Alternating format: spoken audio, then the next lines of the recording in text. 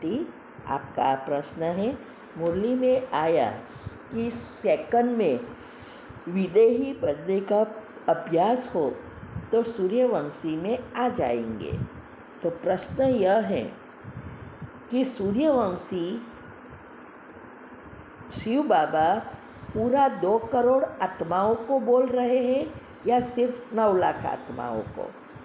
दूसरा प्रश्न है, 2 करोड़ आत्माओं की निशानी क्या होगी जो तीव्र पुरुषार्थ करेंगे, जो सतयुग में आने के लिए लायक बनेंगे। उत्तर है, सूर्यवंशी में आना अर्थात पहला तो श्री कृष्ण के घराने में आना, 8 108 और 16,108, इसीलिए कहते हैं ना स्कॉलरशिप मिलती है। और उसके साथ फिर 9 लाख।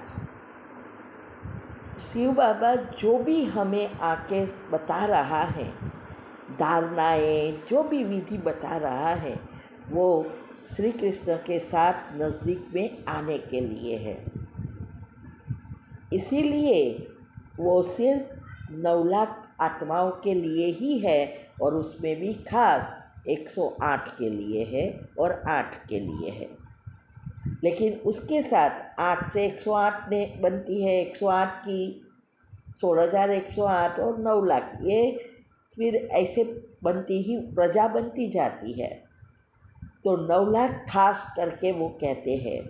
अभी 2 करोड़ आत्माएं हैं, वो वैसे तो सतयुगी आत्माएं ही है, लेकिन वो सभी आत्माएं पुरुषार्थ करेगी पहले जन्म में आने के लिए। 33 करोड़ में से 31 करोड़ तो ऐसे ही पुरुषार्थ हुआ ना हुआ, सुना ना सुना, ऐसा चलता रहता है। लेकिन 2 करोड़ वो तीव्र पुरुषार्थ करेगी और उसमें से ही 9 लाख नंबर आते हैं। तो सब कुछ करते रहते हैं, कई बार करना चाहते हैं तो भी नहीं होगा, क्योंकि उसके कर्म ऐसा है, उसका पाठ ऐसा है। तो ये सब जो भी बातें हैं, तो सतयुग में आने के लायक बनना है तो एक बात एक्यूरेट फॉलो करनी है। और इसकी विधि मैंने जो अभी इकट्ठी कराई है, 3-4 दिन की वीडियो रखी है सेकंड का पेपर पास करने की, वो सुनो और 8 ग्रुप का रोज करने का लक्ष्य लो, तो ये सतयुग में सूर्यवंशी में आ जाएंगे। तो इसके लिए सेकंड में विदेही बनने का अभ्यास, क्योंकि 1 सेकंड का पेपर पास करने के लिए जीवन में अनेक सेकंड आएगी। तो ये हमारी जब इंद्रिया वश में आ जाती है, फुल स्टॉप कहा माना स्टॉप, कोई भी परिस्थिति खराब आई तो एक भी विचार ना चले। और ये तब होगा जब ये विदेही बनने की जो हमारी ड्रिल है, 5 स्वरूपों की ड्रिल, सोचना और देखना साथ साथ चले, तब ये अवस्था को प्राप्त कर सकेंगे। तो इसके लिए लंबा पुरुषार्थ है, विधि से ही सिद्धि मिलेगी। ठीक है, ओम शांति।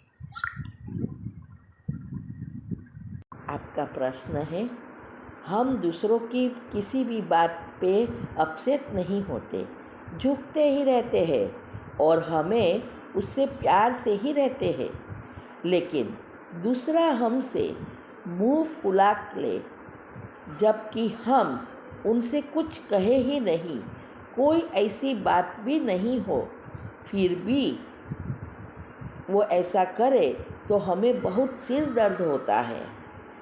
वो हमसे क्यों नहीं बोल रही और हम पूछ भी नहीं पाते, अंदर अंदर कूदते रहते हैं। उस वक्त योग भी नहीं लग पाता, लाइट भी फील नहीं होता, क्या करें। उत्तर है, देखो अगर आप अपसेट नहीं होते तो मन में कुछ नहीं चलेगा।